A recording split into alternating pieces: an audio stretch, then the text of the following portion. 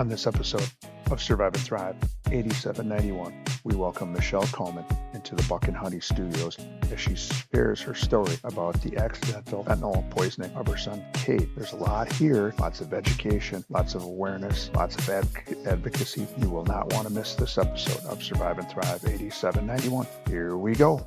Good morning. What is up? Welcome to another episode of Survive and Thrive 8791. I'm your host, Coach Decora. We are in the Buck and Honey's remote studios on the outskirts of Madison, Wisconsin, somewhere between Madison and Waunakee on the east side of Madison, Wisconsin.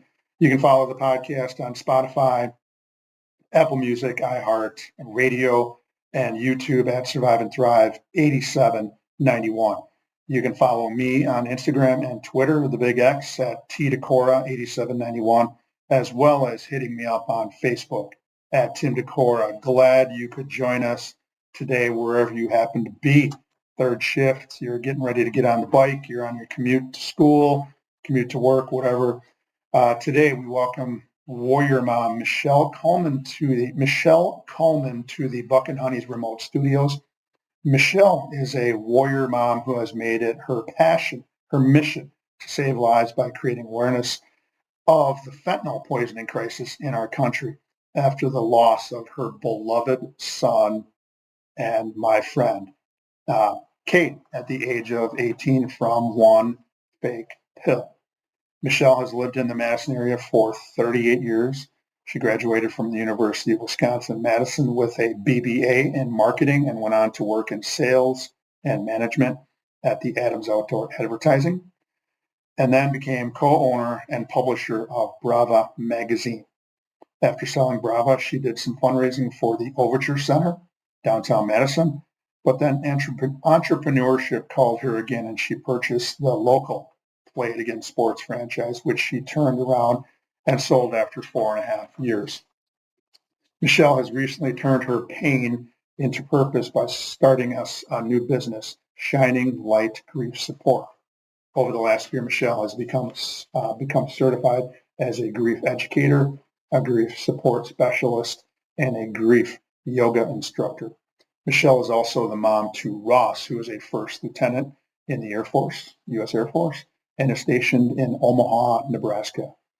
She's also engaged to Peter Showerdrock and considers herself the stepmom of Ryan, Tyler, and Jack. In her free time, Michelle loves to be outdoors, hiking, boating, stand-up paddling, long walks, skiing, snowshoeing in the winter, and has recently picked up pickleball. Welcome to the show, podcast, Michelle. What is up? Hey, Tim. Thanks so much for having me on. I really appreciate the opportunity to share Cade's story and his light. And I just have to share that my favorite quote, and this has been my favorite quote for a really long time, is by Maya Angelou, and it's, "My mission in life is not merely to survive, but to thrive, and to do so with some passion, some compassion, some humor, and some style." So this is pretty fitting to be on your podcast. Survive and Thrive 8791. And if the viewers that are watching can see in the background there, she does have a sign that has the Survive and Thrive back there too. And I joked off air before that, did she just go out and purchase that before? But had it for years. So before we get into segment one, we're going to just chat a little bit. So you recently returned from a trip to France. I know when we were setting up the interview, I believe it was you were getting ready for that trip. What were the top two things you did in France? And you don't have to keep it the two, but we can start there. But tell me a little bit about France. Well, I ate at my first ever Michelin star restaurant, and that was exciting to have that experience. Michelin star? Uh-huh. What is Michelin star for the listeners? That's like top-rated restaurants, and they're super fancy and multiple courses. So, yeah, it was very, something I would never normally do, but I was with 5 girlfriends, and everybody wanted to have that experience. So that was awesome. This beautiful little town called Saint-Denis, France. And the other thing that I did that was incredibly special was I took some of Cade's ashes with me and I spread them in the Atlantic Ocean at the Dune de Pilat, which is the largest sand dune in Europe. and had a really special moment there with Cade. Yeah. I don't know if I saw that on Facebook or Snapchat or some social media. I don't know if did you post that? Mm-hmm. Yeah, I think I ended up seeing that. He's still, yes, he's still in our hearts, and you're still carrying on his legacy in whatever shape or way you have. So, two awesome things. I would love to get to France. I don't know if there's where did you fly out from? Chicago to Paris. Chicago. And then we took a train to Bordeaux, stayed in Bordeaux for 5 nights, and then the last 3 nights in Paris. It's a lot of wine tasting too. And the other thing that was really fun is I took French all through college, and I had lived in France right around college 2 different times for a month, and it was really fun to practice my French. Did you have to talk a little bit before you went over there? I didn't really have a chance to, but it was interesting how my brain unlocked over the course of the week, and by the end of the week, I was talking in full sentences, and things were just coming to me, so that was really fun. Well, yeah, it finally paid. It finally had a chance to pay off. Yeah. And you said you were there during college? Yeah, I was there between junior and senior year for a month, and then after I graduated, I decided to go back instead of starting in the real world. I know we're going to talk about my hometown, Wisconsin Dells, and that it was a place where you worked. And before we got on air, you asked me the question about, is it weird to go back there and see it, how it's changed? Has France changed since you were there last? Or is it still? Oh, well, that's the thing about Europe, right? Like everything's so old, and it's still old, and it's so beautiful. So, no. Yeah, grass is still green, and the buildings are still old. So awesome! I will have to definitely hit you up when I get to France someday. Yeah. Speaking of Wisconsin Dells, you and I may have crossed paths in college, like many college students who live in Wisconsin. Back then, I don't know if it still occurs anymore, but if you lived in the southern part of the state, I'd say central to probably Janesville, you took a summer job either in your hometown, or a lot of people would go up to my hometown, Wisconsin Dells, Wisconsin, and pick up summer jobs and just live up there on your own, and tell our listeners about where you worked. Yeah, well, I grew up in Janesville, and one of my girlfriends from high school, her dad's cousin owned Molly's Dinner Show and Restaurant. And so his cousin was Joanne, and her husband Bruce was the high school musical director. And so they employed all the Wisconsin Dells high school kids as the performers in the show. So I got to meet all your friends. Yes, I know. We had that. All your best friends I worked with. All my best football buddies and a couple of gal pals. So and your wife. And my wife, yeah. It's weird that how that triangle works is that we have the Mollies and my friends are at the top. You and I are down on the bottom, and we never completed the triangle, which is what I've had happen since I've been in the Waunakee, Madison area. I run into people that have common friends and whatnot, or worked at common places, and it's just, I'm sure we cross paths at some point, but yeah, cool. And then the other thing is that my father-in-law used to own Molly's prior to the Christophs owning that. Yeah. I didn't know that. And Molly's is named after my sister-in-law, Molly Cook. So little tidbit. I never knew that. If you didn't know, now you know. Wow. So before we get into our first segment, I want to talk about our sponsor today. Again, I mentioned them earlier. Buck and Honey's Restaurants has roots in Wisconsin Dells. Owner Tommy Anderson's dad, Bomber, ran a restaurant back when I was a young guy. Tommy has used some of those things his dad taught him to run some of the best restaurants in the Madison area. Great food and 5-star customer service. And what do you call it? Michelin star. Michelin star. So I would say that Buck and Honey's would be, if we were in France, it'd be a Michelin star customer service, or what has people coming back, with locations in Sun Prairie, Monona, Waunakee, and Mount Horeb. There's always one close by. Have you been to Buck and Honey's? Oh, yeah. Yeah, it's my favorite. It is one of my favorites. And again, we talked before that you got to try the Bomber's Pizza.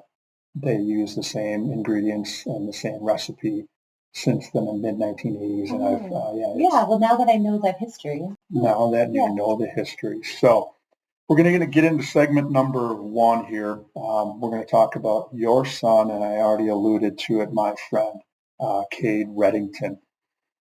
Cade was a student of mine. I taught high school physical education at Wanakee High School, and I got to know Cade right out of the gates his freshman year. He was in my freshman FIAD class, and I will talk about the connection, just a little quick story once we get to that. But growing up, let's maybe start with a little run through the elementary, intermediate, and middle school.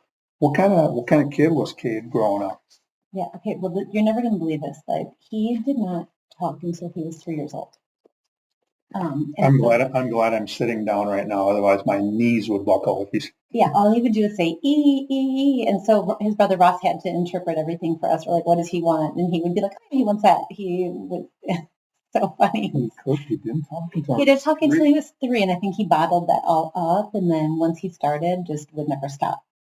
So that's the kid I know. Yeah, he was very spirited, and from the first parent-teacher conference I had in kindergarten and all the way through high school, every teacher started with, well, Cade really likes to be social.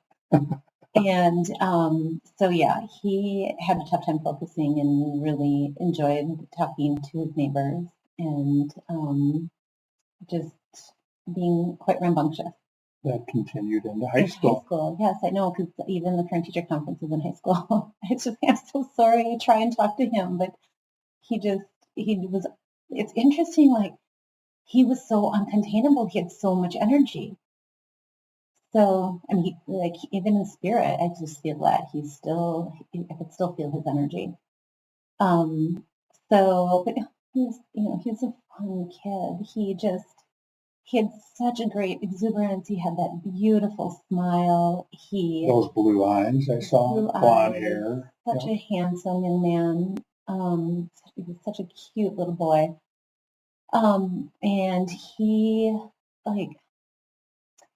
would just talk to anybody and everybody. He had no fear. Which is what I will share in a little bit as far as from some of my good colleagues, best friends at school that had Cade in class. I'll touch on that in a little bit, but I know he wrestled, and I think we'll talk about that a little bit, but was he always a little wrestler growing up too? No, he started, thinking about 6th grade, he started wrestling, and I was like, really? You want to wrestle? Was that my favorite sport? But he loved it. He loved that independent competition instead of relying on the team, because he had done other team sports before that. He had done football and soccer and basketball, and he just was not really great at any of those. And then he found wrestling, and he loved it. And he loved that it was just all him out there on the mat and giving it his all, and it was all up to him. I think he would have made a great state senator, or state representative, or I mean, just with the way he could connect with people, at least in the high school. I'm guessing he had that same attitude with his teachers and students and whoever he came across as a little guy. Yeah. So you mentioned his brother Ross. He's a lieutenant in the Air Force. What kind of relationship did those two have? What was I don't remember the difference in age, but how close are they? Yeah, they're 3 school years apart, 2 years and 4 months. Ross is really young for his grade, and then Cade's birthday is at the end of November, so he was on the older end of his. So 3 grades apart. So unfortunately, with the Wanakee School District, they were only in school a couple of years together, because by the time Cade had grade school, Ross was only there for a year or two, and then he moved up to then there was the intermediate school. Mm-hmm. So they kept missing each other. But yeah, being just over 2 years apart, I think they just had like a normal brotherly relationship. Growing up, there was, some fighting, but not too much. And but they each had their own group of friends, and they did a lot of wrestling together. We took a lot of family vacations. They did a Boy Scouts together. Mm. Although Ross went on to be an Eagle Scout, and Cade just had a tough time with stick-to-itiveness, and so he did not go that far with his Boy Scouts. And then, high school, Ross started getting pretty frustrated with Cade with some of the choices he was making, and that kind of created a rift between them because Ross knew he was getting this ROTC scholarship, and he did not want Cade to be making bad decisions, and so he got pretty frustrated with him. Probably, like most normal big brothers, was probably trying to do the best he could with his little brother and trying to keep him on the straight and narrow. Yeah. And well, then then Ross went off to college, and then Ross's junior year was when COVID hit, and then he moved home for 3 months, and that was a really special time for those two. They spent a lot of time together. They'd go out and take pictures. They'd go watch the sunset. They played basketball in the driveway. They really, I think, bonded more during that time. Yeah, I can speak on that as well. Unfortunately, from two sides. When I got older, I had a younger brother as well, 7 years younger, a little more of a 7 to 8 years younger. And we got out of high school. I got out of high school, went to college, and our relationship, the gap was too big. But then when I got to be in adulthood, my own kids, our relationship got so much better. And unfortunately for me, my brother had passed away from a alcohol-related accident. Oh, I'm so sorry, I didn't know that. Yeah, and so as a brother, I know what that is kind of like. But at the same time, he was young enough that I had to take care of him a lot. So I looked at him as a younger brother, but then also almost as a son. So when he had passed, it was pretty tough. But I'm glad we had that opportunity to grow together, very much like those two did.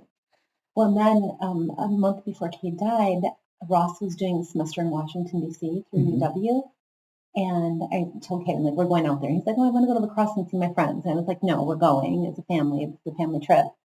And this is exactly 1 month before he died. And we're driving out to go on a hike out in Virginia. And Cade's in the back seat. Ross and I are in the front. And Cade's like, Ross, you got to tell me when you're going to have kids so that I can have kids at the same time so our kids can be friends. So it's so sad that they're robbed of that opportunity to have their families be friends with each other. And they loved like both skiing, and Cade was a snowboarder and also skiing. There's so many things that they would have done together with their families. I just started to chuckle at that because Cade would say those kinds of things, and coming from a high school kid saying that to your older brother it makes me chuckle a little bit, laugh, but then also I pull back and say that is so darn sincere that he would even think that. But I think that's the depth of what Cade brought to the world. Was he could be a funny guy, but then he could also be 180 degrees the other way and be outright serious that I want to have kids. Let's plan it out so we have kids at the same time and they can compete and be brothers and wrestle around and do all that good stuff. The connection I wanted to, and I've told you this story a couple of times, but my connection with Cade started as a freshman, when he was a freshman in my class. And like you said, he was rambunctious and boisterous and not doing it from a disrespect level, but it was just who he was. And he would be talking when I'm talking. I'd say, hey, Cade, you're going to have to sit in the hallway and then sit down on the other end. And then I got to ask you to go to the office. And finally he said, Cade, I can't be kicking you out of class. This leads to meetings, and I don't want meetings, and neither do you. So what can we do to meet in between? And this is why I said maybe he would have been a great senator or representative. He said, well, yeah, let's meet in between. Mr. Recorder, I just can't sit down. And I said, is that really all it is? He goes, yeah, I just want to sit. So I asked the students in class, hey, does anybody care if Cade stands? It bugs the snot out of me, but does anybody care? Nobody's hands went up. All right, Cade, you can stand. It bugs the snot out of me, but you can stand. And after that, we were great. Just that relationship of maybe it became a respect thing. He gained my respect, and I certainly gained his respect from that. And I wish all kids could do that. Well, at least right? He was able to communicate what he needed.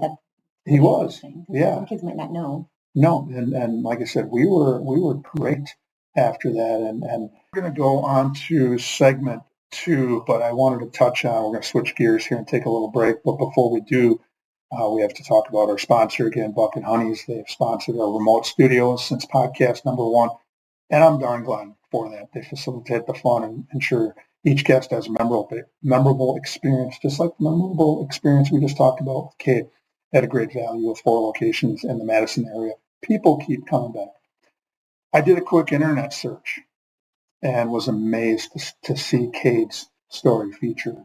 And you probably will talk a little bit about that and some of the work you're doing on a number of different prevention, recovery, mental health websites, such as Cade's Light, which is celebrating his life with a scholarship site, Shatterproof, which is a website that talks about stronger than addiction. His story was featured. Bold.org, I believe it mentioned a scholarship as well.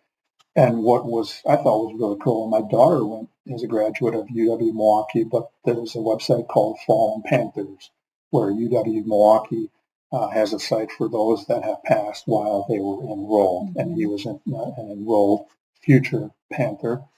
But I'm going to give our listeners here a little peek into segment number 2. Is on November 4th, 2021, your life and your family's life would change when the unthinkable occurred.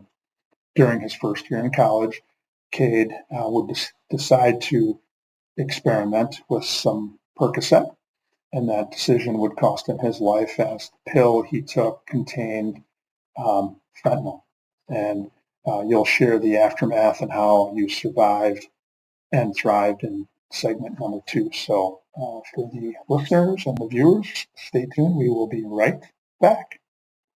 If you, a loved one, or someone you know is experiencing a physical, mental, or emotional crisis, there is help, resources out there. Contact NAMI, the National Alliance on Mental Illness helpline, at 1-800-950-6264.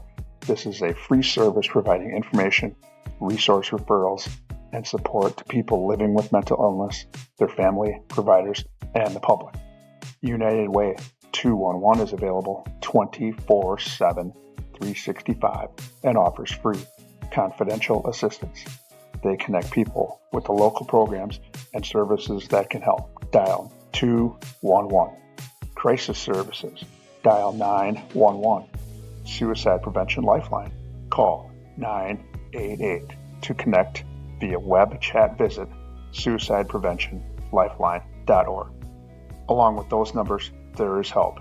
You just need to utter 3 words. I need help. Now back to the show. We are back. So segment number 2. In the Buck and Honeys remote studios, we are here with Warrior Mom Michelle Kullmann, and she's here to talk about her son, Cade. And I mentioned already in the previous segment, a friend of mine, I would say. And we're going to talk about what happened on November 4th. We gave a little teaser at the end of segment number 1. So some of the notes on the November 4th. On some of the websites I mentioned earlier, it gives Cade's birthday and then the day that he passed, November 22nd, 2002. And November is when he was born. And on November 4th, 2021 was the day that he had passed. He was a couple of weeks short of his 19th birthday. Basically, at school, he's enjoying the freedom of being on his own at UW Milwaukee. He's out on a Wednesday night like a lot of college kids are. He's either in other students' dorm rooms, walking around. He's on campus. He's going to the commons area. He's just out walking around. Or probably like maybe me, maybe you, as a freshman, you might be interested in going to some house parties that might have been off campus. Can you tell the listeners what happened? And I know we talked about this a little bit off air, but without getting too deep, but just kind of paint the picture a little bit of what happened on that particular day. Yeah, and I just want to set a little bit of background here too, is that I had no idea that Cade was using opioids. When he left for college, I was so excited for him going to UW Milwaukee after growing up in Waukee and being in a smaller community to be in a bigger city and get to experience more. Had no idea that he had started dabbling with pills, and he was worried about a friend of his that was addicted to Percocets, and we had such a close relationship. I was just dumbfounded that he was doing this. I had absolutely no idea. I knew that he was drinking like a lot of college students do, and I knew that he had started smoking weed, and that was a huge battle. But I was like, okay, well, better that than pills, because I know he had dabbled with some pills in high school, and then I thought we were past that. I thought that was the stage. So, And I don't think unfortunately, I don't think you're alone in not knowing. I think I've talked to and heard other stories of parents that say the same thing, that you can't watch your kid 24/7, and those things can occur without even parents knowing that. Yeah, I mean, we worked together at my store, and we were on that trip a month before. I had no idea. Mm-hmm. So I think his usage amped up the couple weeks before he died. So that night, after I have all this information from interviewing his friends. Mm-hmm. So they were pre-partying in the front of his from Waukee's dorm room before going out to a club. And I know sometimes Milwaukee and some of the other schools can be like Waukee South, and that's where he went to Waukee High School, and just outside of Madison. And there's a large number of kids that do go to UW Milwaukee. Yeah, so he was still friends with a lot of them. Mm-hmm. So I know that he took a perk because he told his friends. He said, "I want to get a perk. I'm going to text this person to get a perk." Mm-hmm. And then they went out, and then he came back to the dorms. And from what I understand, he took this Percocet while he was out at this club Miramar. And then he came back to the dorm. I found out he rented a scooter to get back. Clocked back into his dorm, found a friend that he had just met in a couple weeks beforehand, and he told her he took a perk and felt yucky. And then they went back to his dorm room. And the thing is that in the fall of 2021, nobody was talking about fake pills. Nobody knew about fentanyl, that it was being laced into all street drugs. So the alarm bells didn't go off for either of them, that the reason he was feeling yucky was maybe because that had fentanyl in it. Mm-hmm. So they went back to the dorm, and then he went and laid down in the beanbag chair in this common area of his dorm suite. So there was 3 bedrooms, but the boys in this other suite, as part of their suite, moved all their beds into one bedroom and kept this common area. So they had computers there, and they had a beanbag chair. So Cade lay down in the beanbag chair, and they thought that he had been out drinking, and they thought he passed out. So they made the girl leave. They just thought that he went to sleep, and had no idea that he was dying right beside them as they were working on their computers, because they weren't trained on this, on the signs of a drug overdose or a fentanyl poisoning. I like to call this a fentanyl poisoning and not an overdose, and I think that this language is really important, because a lot of times when people hear overdose, they tune out because they're like, oh, my kid would never do that, or I would never do that. I know better. But what's happening in today's world with fentanyl is that with it being laced into everything, it only takes 2 milligrams to kill you. So it's just a teeny tiny amount, and you don't even know that you're taking it. So it's not overdose, you're being poisoned because you're getting something you didn't intend to take. So, anyways, he had the other signs. He had, when you're dying from drug poisoning, you start snoring, and this really kind of gurgly snoring sound.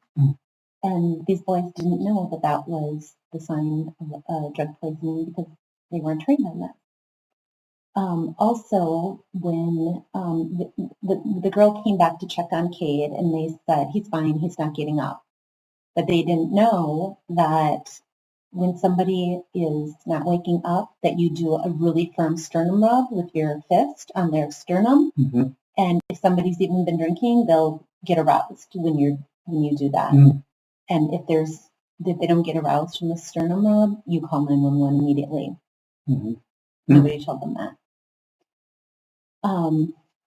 So, so by the time they noticed that there was something wrong, and he had all the signs, his lips were turning blue, his fingertips were blue, his pulse was faint. They still didn't know what was going on. They Google searched the symptoms, and then they saw that it could be a drug overdose. So then they got the RA, and then 911 was called. And the thing that is so sad is that the police were in the first floor, his dorm tower, and they had Narcan, which is the opioid reversal drug. And if at that first sign of I took a perk and I feel yucky, if they had been aware, somebody could have called 911. They could have saved his life immediately. The moment that he nodded out. Mm-hmm. So I think we fast forward now to 2024, and it's readily available. Narcan is readily available in the community, in any community, and I think they're even trying to make it available to some of the local high schools, just for kids to have it because their siblings or their parents or somebody in the neighborhood may need this, and it's readily available, but not in November 2020, or that training you just talked about. I think is very valuable for people to know that. Yeah. So what happened was about 2 weeks after Cade died, I had another mom reach out to me on social media, and so my son died from a fake Percocet also. And then we quickly put it together that her son died 9 months before at UW-Milwaukee in that same dorm tower. Mm-hmm. And then we found out that the police chief at UW-Oshkosh, that week that Cade died, had installed Narcan rescue kits across their campus. Mm-hmm. And they had never had a death on campus. He just knew that this was what was going on in the community and that people were dying from fentanyl poisonings. So we went right to Tommy Thompson, who was the president of the UW system at the time, and asked him to mandate Narcan in all the dorms and throughout UW system. And so I'm really proud to say that now all UW system dorms have Narcan rescue kits in their in all the residence halls, I think except for UW Superior. Okay. And it's expanded into the unions and other places on campus also. Mm. So, I mean, that's just paints the picture of the whole setup. And then I just love how you were telling the story, and then you were also intermingling some of the things that I think need to be taught. And we talked about this, either to teach those things in high school, and you might not save your best friend's life, but you might save somebody else's life who didn't get that education or didn't know that maybe you shouldn't be taking these pills or whatever. Mm-hmm. You can save somebody else. Or, like you said, it's mandated on the part of your orientation.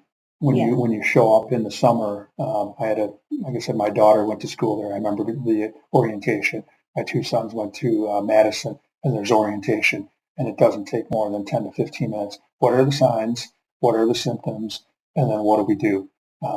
And it doesn't take long to educate somebody, but I think it, like you said, it needs to be done, and I'm glad you were able to be an advocate for that. Yeah, the other mom, Erin Rockwell, her son Logan, is the one that passed away, and they started a foundation, and we are going to work with their foundation to create a video for next year for incoming freshmen to educate on fentanyl and tell them those stories. That's awesome that you're being an advocate. Unfortunately, what led to that is something that shouldn't happen, but it did. But instead of suppressing anything that you're feeling, you're deciding to do that. You don't want this to happen to anybody else. And so right after Cade died, then I found these Facebook groups called Lost Voices of Fentanyl, and found out tens of thousands of people are on this Facebook group that have lost their kids. And I was like, how is nobody talking about this? There's all these people dying, and our country was so focused on COVID. You've got all these young people dying from fentanyl poisonings, and nobody was talking about it.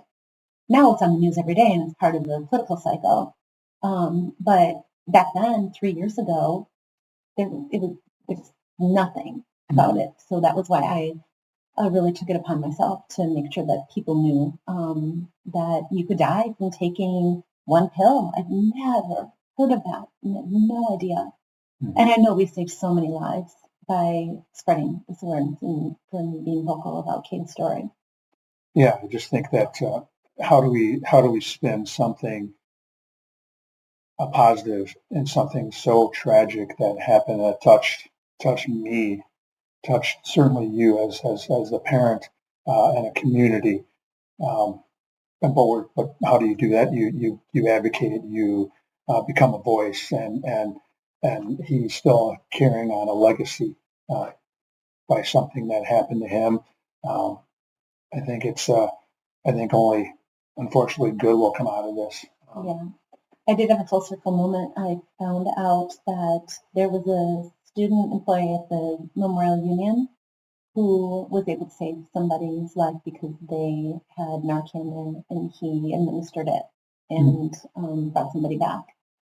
So I got to meet the student, and that was hard. I just wanted him to know like why there was Narcan there and the story behind it. And so it was really rewarding for me to know that we made a big difference. The work you're doing is making a difference and saving lives, really.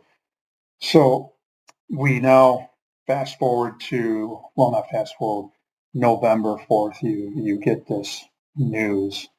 I remember exactly where I was. I was in supervising a study hall, and I could just feel this, I don't know, disturbance in the force is what I called it. And there was kids moving around the building, and then all of a sudden there was these whispers going on that this had happened, and I didn't find out who it was until after class, and I was just I was dumbfounded, and I can't imagine, yeah, what you were going through, but probably I don't know when the healing process started. Um, I'm not even gonna guess when. I'll let you talk. But what were when that healing process started? What were some of the things that you did to get through this? Yeah. Gosh, it's such a hard thing.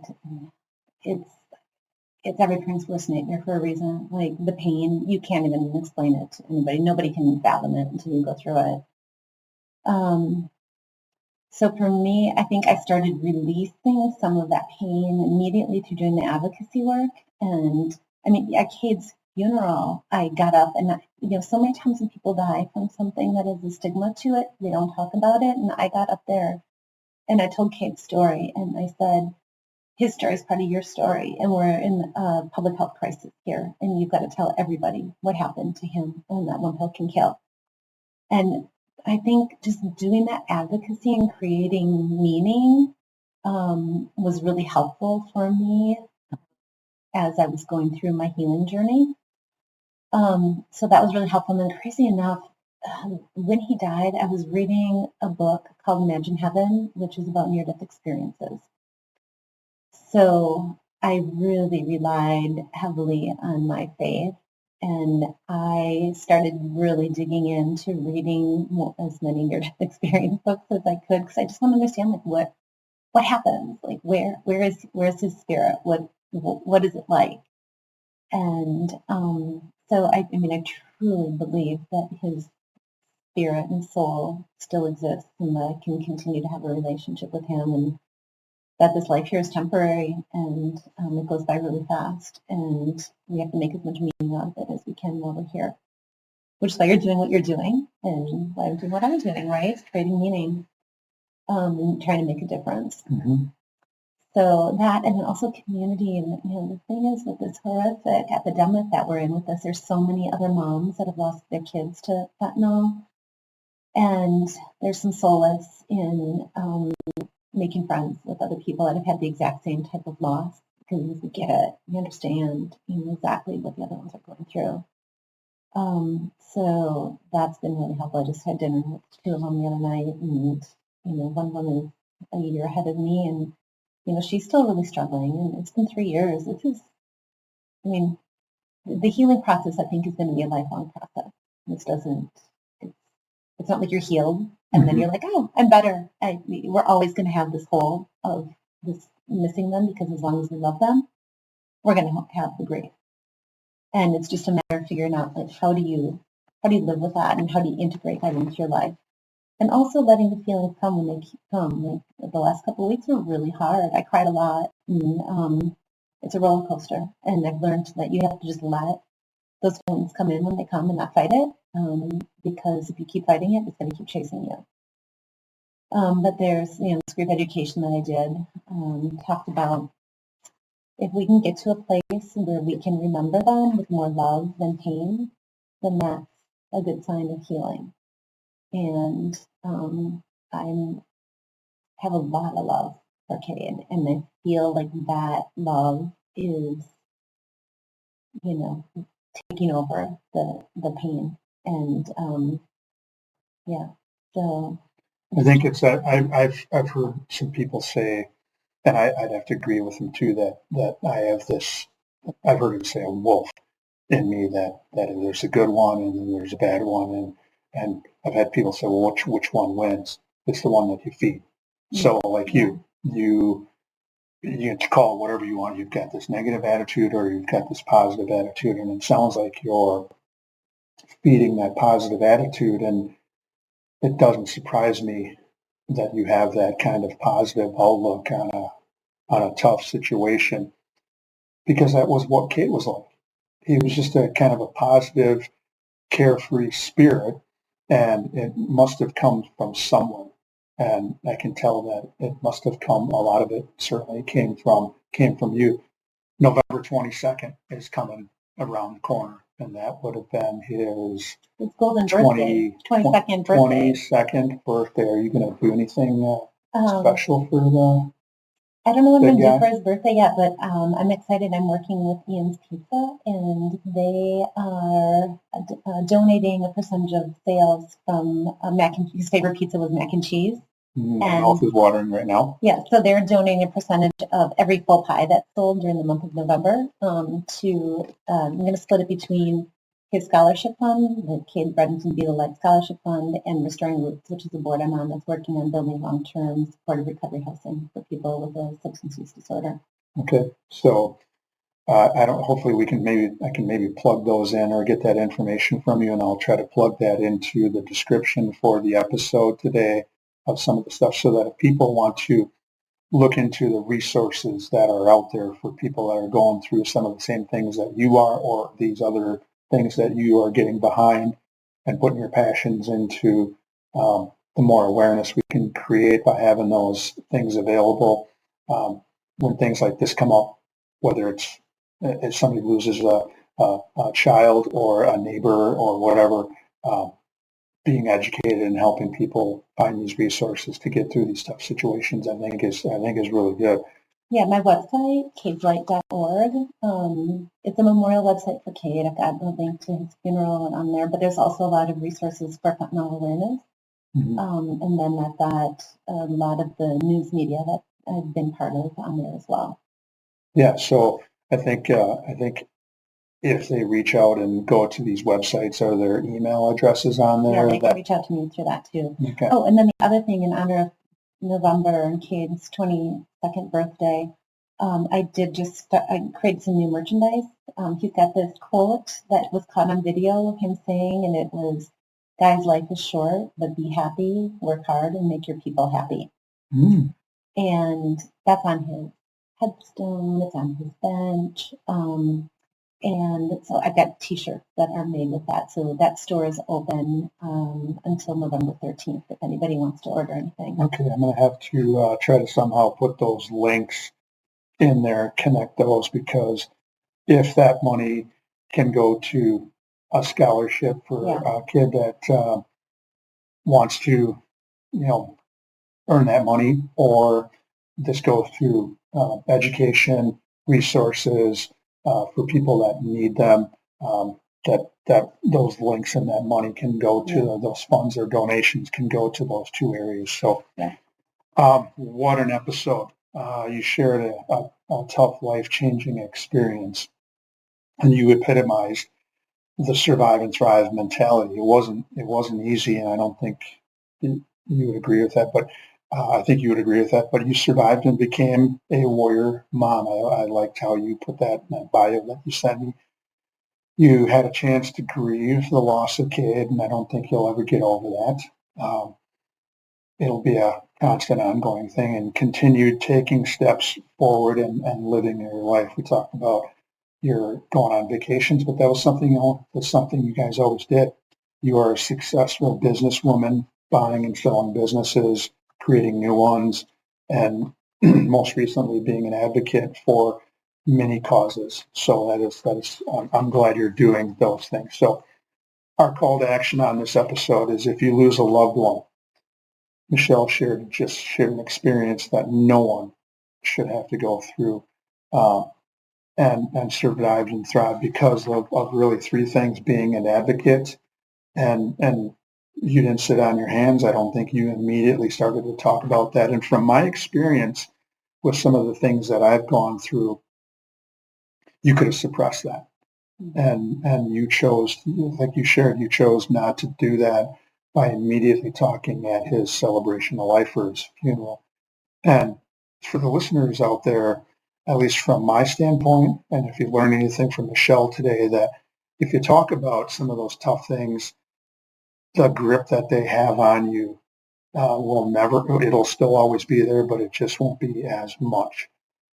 You talked about your faith. I'm big into my faith as well, but getting into faith and reading and asking some questions about what happened and where did he go and where is he? He's always think he's always going to be around.